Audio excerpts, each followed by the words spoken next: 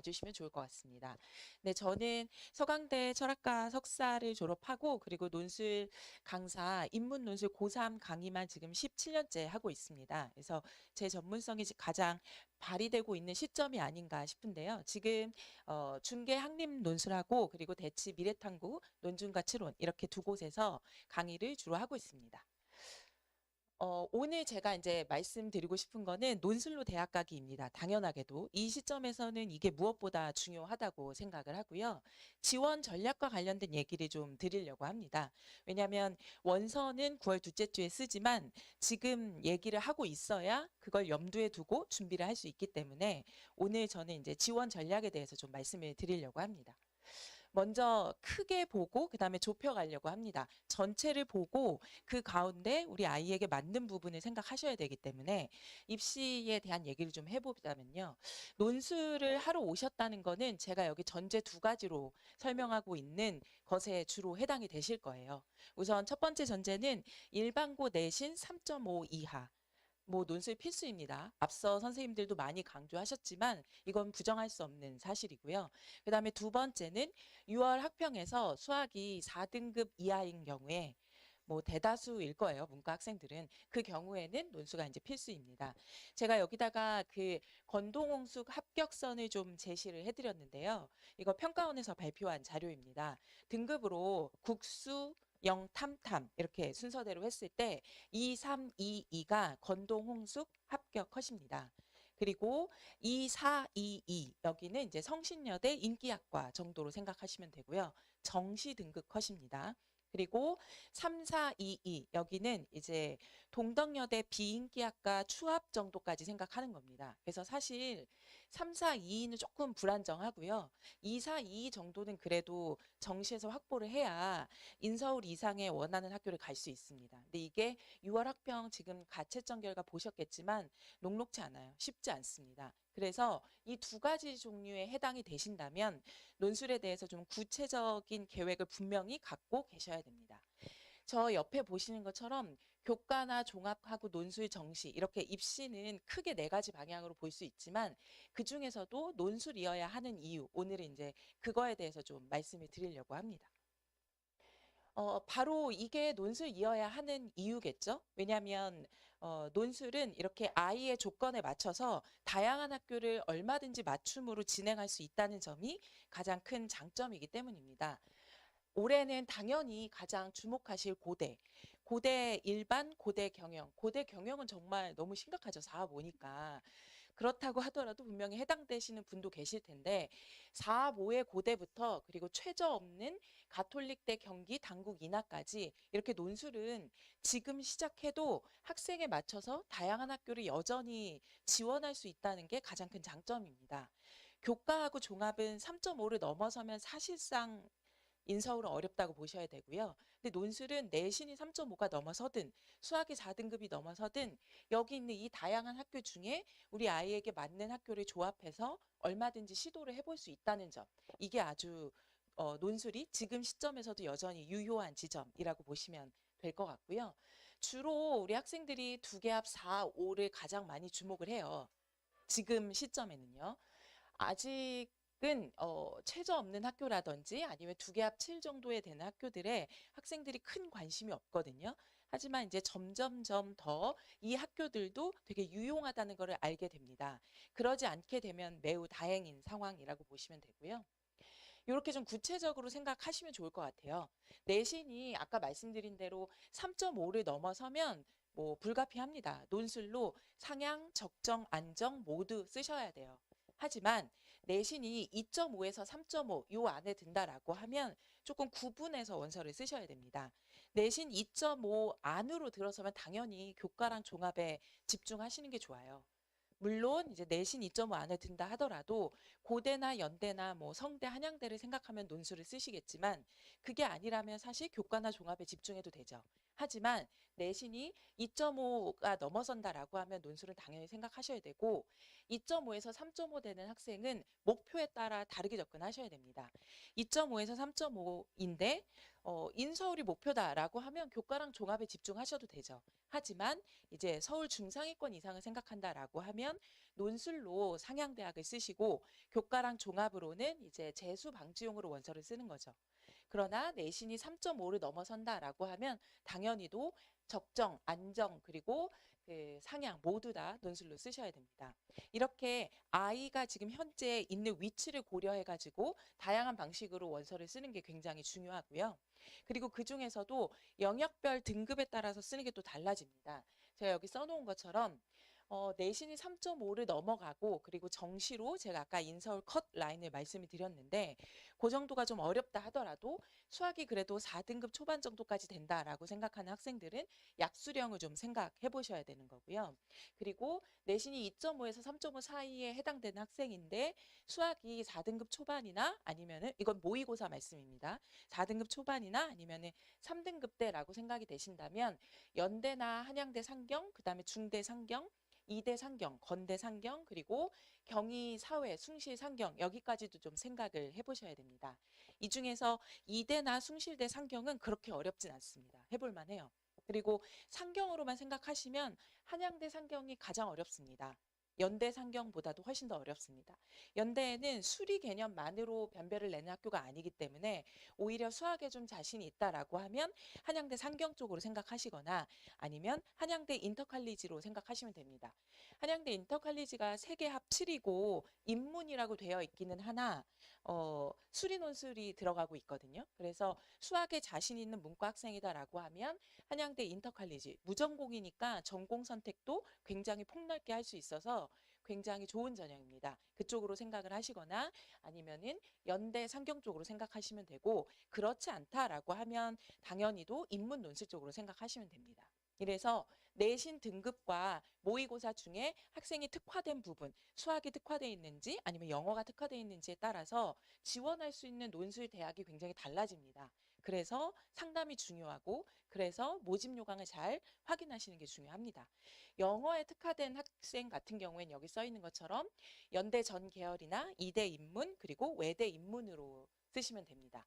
근데 이대 인문이나 외대 인문은 어렵지 않아요. 수능 영어가 훨씬 어려워요. 아시겠지만 이번 6월 학평에서 영어가 얼마나 어려웠는지 체감을 하셨죠? 원래 영어가 절대평가로서의 효과를 좀 누리고 있었던 거는 1등급까지 학생들이 7%가 넘었기 때문이거든요. 근데 작년에는 4%대였어요. 근데 이번에 6월 학평은 1.5에서 4% 사이를 목표로 난이도를 낸 시험이었고 실제로 가채점 결과 그 정도 보인다고 예상하고 있잖아요. 그래서 그거를 생각하면 영어로 최저 맞추기가 사실 되게 어렵거든요. 그래서 영어를 기대하고 정시를 생각하는 것도 쉽지 않기 때문에 논술을 더 고려하셔야 되는데 영어가 2등급이나 3등급 정도 되는 학생이면 여기 나와 있는 외대 전 계열, 이대 인문, 그다음에 외대 인문에 들어가는 영어 제시문 정도는 매우 능숙하게 풀 수 있습니다. 그래서 영어 제시문은 그렇게 어렵지 않아요. 오히려 수리 논술이 조금 더 어렵기 때문에 이제 상경 계열에서 수리 논술 들어가는 학교, 그다음에 아까 말씀드렸던 연대 전 계열이나 한양대 인터칼리지 이거를 고려할 때를 수리를 또 고려하셔야 됩니다. 이러한 부분들이 이제 고려해서 원서 작성을 하셔야 되는 거고요. 그래서 제가 예시로 보여드릴게요. 요게 가장 와 닿으실 거예요. 제가 이제 저기에 하얀색으로 만약에 6월 학평에서 세계화 8을 맞춘 여학생이다. 그러면 원서를 어떻게 써야 될 것인가? 이제 요거를 예시로 보여드리고 있습니다. 국어가 3이고 수학이 4고 영어가 3이고 사탐을 2, 3 이렇게 맞췄다고 한번 예상을 해볼게요. 6월 학평에서. 이것도 굉장히 잘한 겁니다. 사실 문과 학생이. 근데 이 상황에서는 그럼 이 학생한테 가장 적정은 세계화 8인 홍대입니다. 그렇죠? 근데 세계화 8인 학교는 홍대 하나밖에 없기 때문에 그런 경우에 그 학생에게 적정은 2개와 5까지 생각을 해야 되죠. 그래서 제가 여기 적정에 세계화 8과 2개와 5를 제안을 했죠. 그래서 홍대, 건대, 경희대, 동국대, 이제 세종대, 숭실대, 숙대 요 정도 선에서 생각을 하셔야 됩니다. 근데 물론 경희대에는 탐구 2개 평균입니다.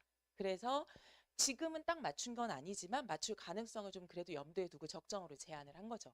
그래서 만약에 6월 학평에서 저 정도의 성취를 보여줬다라고 하면 원서 6개를 쓴다고 가정을 했을 때 적정으로 여기 열거된 학교들 중에서 2개, 3개 정도를 써야 된다 생각하셔야 됩니다.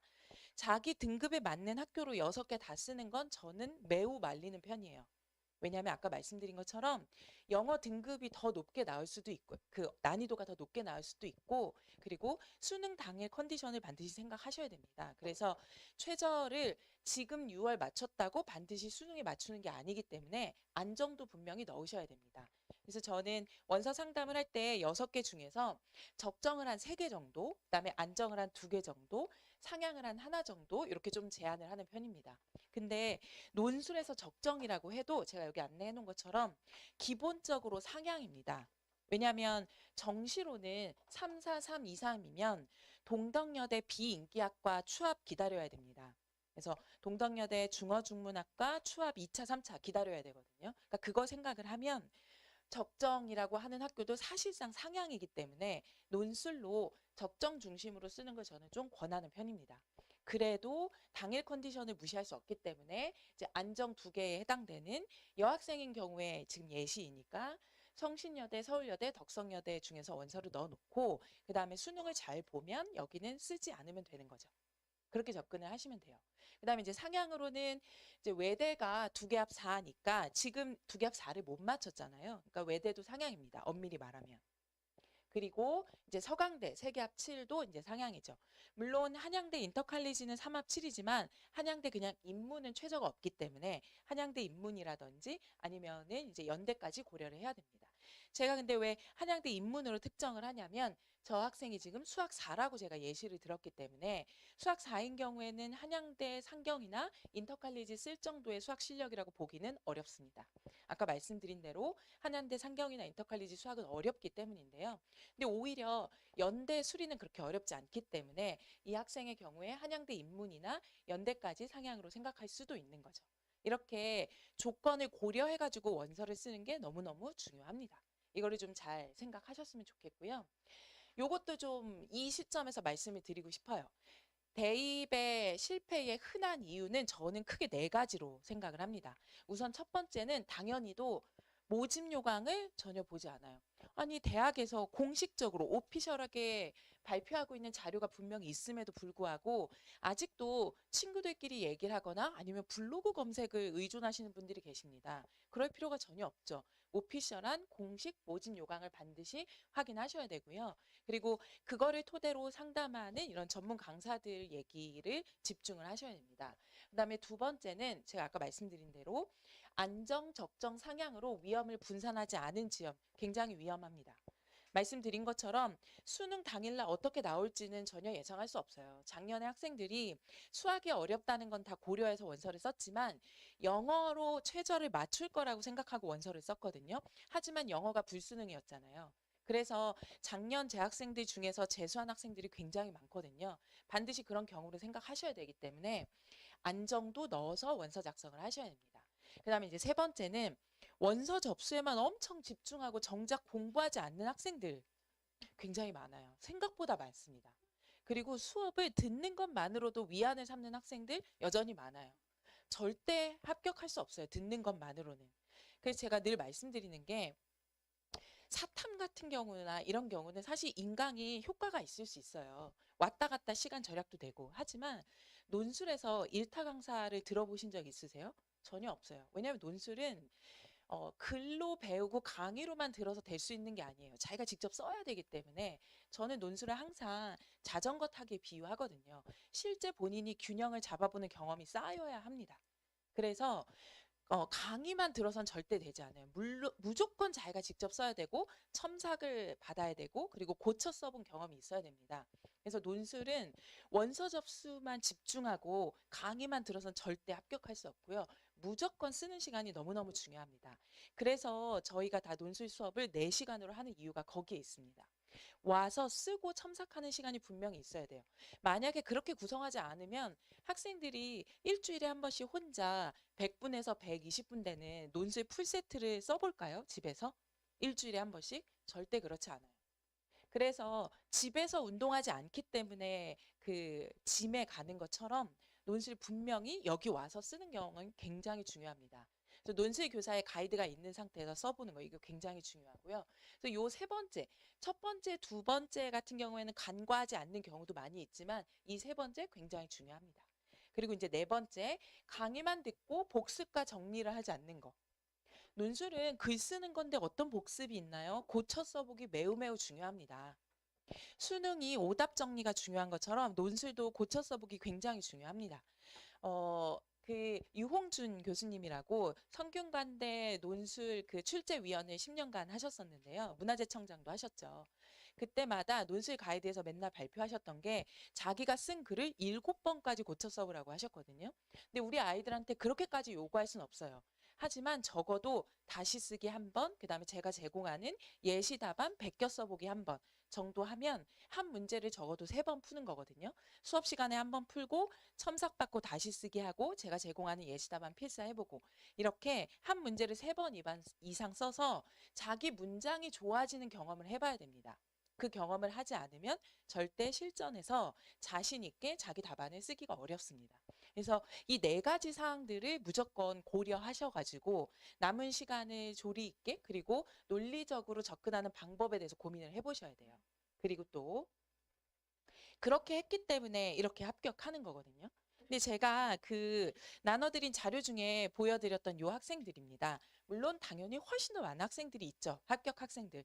그렇지만 제가 여기 이렇게 선정해 놓은 이유는 후배들을 위해서 자기 정보까지 공개한 학생들입니다. 대학에서 발표한 자료 아니고요. 누적 자료 아니고 바로 작년 저한테 배웠던 이 강의실에서 저한테 배웠던 그 학생들이 후배들을 위해서 공개한 자료입니다. 여기 공통점이 보이시죠? 여기 수학에 보면 지금 국수, 영, 탐 순서거든요. 수학 몇 등급인가요? 여기 다 지금 문과 학생들입니다. 우리 학생 수학 4도 잘한 거예요. 지금 몇이죠? 5예요, 다. 4, 5, 6입니다. 그리고 그나마 3합 6 맞춤, 뭐 3합 8 맞춤, 2합 6 맞춤 이런 학생들의 수학 등급은 몇 등급일까요? 당연히 4, 5, 6 이상인 거죠. 그렇죠. 문과 학생들이 수학을 3을 받는다는 건 굉장히 어려운 일이에요. 작년 평가원에서 발표한 자료에 따르면 1등급의 문과 학생들이 0.5% 있었나요? 네. 제가 말하는 게 아니라 평가원 발표 자료입니다. 그래서 문과에서 1등급이라고 한 학생들은 보통 전체 문이과 통합의 수능에서는 2등급부터 시작한다고 보셔야 돼요. 그래서 예전에 문이과 나눴을 때 2등급에 해당되는 학생이 지금은 4등급이라고 보셔야 됩니다. 문과 학생들 보통 4등급에서 시작을 해요. 수능 때 보면. N수생들이 수능에 훨씬 더 많이 반영되는 건 알고 계시죠? 그래서 여기 보시면 지금 저 첫 번째 있는 학생은 국어 1등급이에요. 근데도 수학이 몇 등급이죠? 5등급입니다. 이런 현실을 고려하셔야 돼요. 그렇기 때문에 논술은 무조건 정시에 대한 플랜 B, C라고 생각을 하셔야 되고요. 그 다음에 여기 내신도 봐주시면 다 3점대, 4점대, 5점대 혹은 공개 불가이죠. 보시면. 그래서 여기 지금 단국대 경영 최초합한 학생 같은 경우에는 제가 후배들을 위해서 좀 공개해달라고 해도 절대 공개할 수 없습니다. 근데 제가 합격했다는 건 꼭 공개하게 해주세요. 이렇게 얘기했어요. 왜냐하면 자기 등급에서 너무 잘 간 거니까. 네, 합격하고 제일 먼저 전화 온 학생이에요. 제가 단국대를 합격하다니 하면서. 네. 학생들이 6월 학평 보고 나면 시각이 많이 달라지고 겸손해지고요. 자기 위치를 파악하기 시작합니다. 게다가 N수생이 지금 35%가 넘어서는 입시 실정에서는 더욱더 그러합니다. 그래서 요즘에는 학부모님들이 오히려 학생들에게 고등학교 4학년이라고 하는 재수, 삼수를 권하시죠. 왜냐하면 목표하는 대학을 인생 길게 봤을 땐 가도 된다라고 생각하지만 근데 학생들은 공부 더 하기 싫어해요. 그래서 현역에서 끝내고 싶어 하거든요. 그런 학생들 중에 하나였고요. 요 학생은. 근데 여기 위에 봐주시면 지금 뭐 서강대든 이대든 홍대든 뭐 숙대든 이 학생들 다 지금 여기 수능이나 이 내신으로는 절대 갈 수 없는데 합격했잖아요. 최저 맞춰서 여기에 주목을 해주셔야 됩니다. 그리고 3개 합격한 학생들, 2개 합격한 학생들, 그리고 요 맨 마지막에 있는 학생은 전액 장학금을 받은 학생이에요. 네, 이렇게 다양한 학생들이 있어요. 이러한 것들을 생각하시고 네, 용기를 내서 논술 전형에 대한 준비를 하셔야 됩니다. 이 학생은 아까 제가 안정 꼭 써야 된다는 거에 설명하기 되게 좋은 학생이에요. 6개 원서 중에 최저 있는 학교는 다 최저를 못 맞췄고 결국 최저 없는 학교 중에서 합격을 한 겁니다. 안정을 반드시 포함해서 원서를 써야 된다는 거 그거 꼭 생각을 해주시고요. 그래서 유형편 수업을 들었던 지금부터 시작했던 지금 반드시 중요한 거는 풀세트 풀기를 이제 시작해야 된다는 거예요. 그러지 않으면 시간으로 변별력을 내는 이러한 입시 환경에서 절대로 좋은 성과를 낼 수 없습니다. 연고 성한 정도의 특정 학교를 제외하면 논술 어렵지 않아요.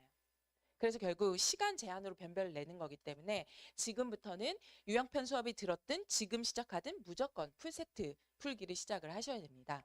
그리고 체력 관리해야 되고 허황된 목표 가지지 않고 적절한 자기 위치를 생각해서 반드시 예습 복습, 연습 충실히 하는 거. 이게 굉장히 중요합니다. 이거를 우리 학생들에게 잘 전달하는 게 이제 교사의 역할이기도 하고요. 그래서 7월, 8월 달에 제가 이제 풀세트 풀기를 시작해야 된다고 말씀을 드렸는데 풀세트 풀기라고 했을 때 저는 9월 둘째 주까지 원서가 마감이 되기 때문에 9월 둘째 주 전까지 7월, 8월 9주 정도 7월 4일부터 시작해서 8월 말까지 이때까지 이렇게 9가지 대학을 풀게 합니다. 이게 여러 가지 유형들을 복합적으로 고려했을 때 가장 대표적이라고 생각되는 학교들이에요. 그래서 저기 7월 달부터 여기 저 있는 쪽까지 오는 방향으로 난이도가 높다고 생각하시면 되고 제가 높이를 달리 해놨는데 높이가 높아질수록 난이도가 높다고 생각하시면 됩니다. 그래서 동대부터 고대까지 동대가 독해 중심형 학교의 전형적인 스타일이고요. 고대하고 성대, 건대가 자기 견해형을 주로 다루는 학교들의 전형적인 학교들이에요. 그래서 요쪽으로 올수록 그다음에 위로 올라갈수록 난이도가 높기 때문에 요거를 7, 8월 달 동안 경험을 해보면 자기가 최저뿐만 아니라 논술 실력으로 어느 정도 위치에 있는지를 탐색할 수 있기 때문에 원서는 9월 둘째 주에 마감을 하니까 자신의 최저 조건에 맞는 학교들 중에서도 어느 유형이 더 적합한지 탐색하기 굉장히 용이합니다. 그래서 요거를 끝내고 나면 이제 아까 말씀드렸던 이 틀에 맞춰서 상담도 하고 그리고 나서 이제 9월 달부터는 원서 쓴 학교 위주로 이제 수업을 진행을 하는 거죠. 그래서 제가 여기는 공란으로 둔 게 저희 반 학생들이 원서 쓴 학교를 집중으로 해가지고 그 학교들만 이제 수업을 진행하기 때문이죠. 이거는 이제 9월 이후의 스케줄입니다. 그래서 이렇게 생각을 하셔서 여름방학 때 제일 중요한 건 무조건 논술을 시작한다는 점, 그 다음에 상향, 적정, 안정을 고려해가지고 풀세트 풀기, 해당되는 학교에 풀세트 풀기를 반드시 시작해야 된다는 점. 그리고 그게 제가 됐든 아니든 반드시 입시 전문가와 상담을 해서 6개 원서 접수를 해야 된다는 점. 그리고 희망 위주로만 써서는 절대 안 된다는 점. 이걸 꼭 염두에 두셔야 합니다. 안정을 넣어서 꼭 원서 접수를 해야 된다는 점을 좀 강조해서 말씀을 드리고 싶고요. 그래서 이제 저는 7월 4일부터 바로 실전 대비반 들어갑니다. 1월부터 시작해서 지금 유형편 수업을 한 학생이든 아니든 이때부터는 무조건 실전 대비반으로 해서 풀세트 풀기를 집중해야 됩니다. 다만 이때부터 시작하는 학생들에게는 제가 논술 클리닉을 진행해가지고 유형들을 조금 더 연습할 수 있는 기회를 제공합니다. 그렇게 해서 연습량을 높여야 돼요. 이제는 논술 말고 답이 없다라고 생각되는 학생들은 반드시 시작해야 되고 그리고 제가 아까 말씀드렸던 3.5를 넘어서거나 아니면 모의고사 수학이 4 넘지 않는 학생이라고 하더라도 상향 지원용으로 논술을 생각하신다면 지금부터는 무조건 풀세트 풀기를 시작하셔야 된다. 이거를 좀 염두에 두고 자녀하고 좀 입시 계획을 생각해 보시면 좋을 것 같습니다. 저희가 이제 다양한 선생님들의 이야기를 좀 들려드리기 위해서 각자 최대한 25분 이렇게 생각해가지고 지금 얘기를 진행 중이거든요. 그래서 요 다음에는 또 손보은 선생님께서 대기하고 계시니까요. 손보은 선생님 얘기 좀 들어보시고 그리고 나서 이제 저희가 질의응답을 할 거니까요. 오늘 드린 말씀들을 토대로 해가지고 궁금한 점 있으면 이따가 또 다시 질문해 주시면 좋을 것 같습니다. 네, 경청해 주셔서 감사하고요. 이따가 다시 뵙겠습니다.